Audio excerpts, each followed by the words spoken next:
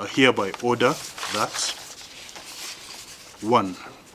Pending the hearing and determination of the petitioner applicant's notice of motion application dated 12th October 2024, a conservatory order be and is hereby issued, restraining the respondents, jointly and severally, from entering into, approving, or furthering any concession agreement relating to the Jomo Kenyatta International Airport with the first and second respondents or their associated or related entities or any other party or entity.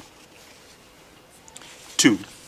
Pending the hearing and determination of the application, a conservatory order be and is hereby issued, restraining the 11th and 12th respondents from taking over and operating the assets and business of the 7th respondent relating to Jomo Kenyatta International Airport. 3. Responses to the application and amended petition to be filed and served within 21 days from the date hereof. 4. The respondents shall, in their responses to the application and the amended petition, adduce evidence on the question of any alleged cancellation or rejection of the impugned concession agreements and head of terms. The effect of the proceedings today, the net result is conservatory orders remain in place. Have actually been granted. Have actually been granted today, and they remain in place regardless of what may have been said by William Ruto in Parliament.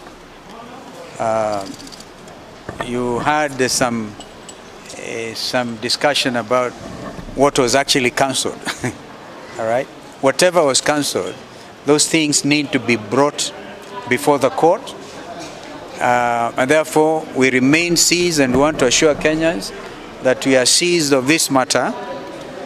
And one of the things that, in fact, we want to do is to do a further affidavit by the petitioner and bring for record purposes and for purposes of taking what in law is called taking judicial notice of the indictment of Adani in the United States of America under the Foreign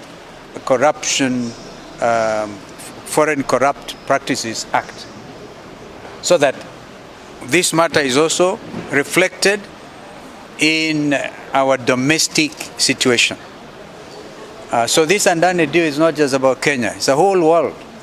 Because when he was indicted, the media everywhere, Al Jazeera, BBC, everybody had Kenya brought on focus that this whole matter had to do with high-level corruption.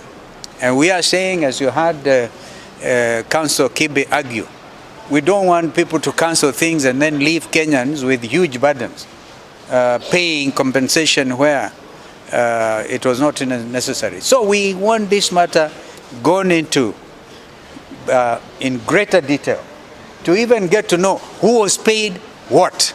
It is very important, because under the indictment in the United States, the amounts were elaborated, $265 million, and what was paid to Indian officials. We believe that a lot of money was paid to Kenyan officials here. They will not go away without us exposing them, so the country will get to know.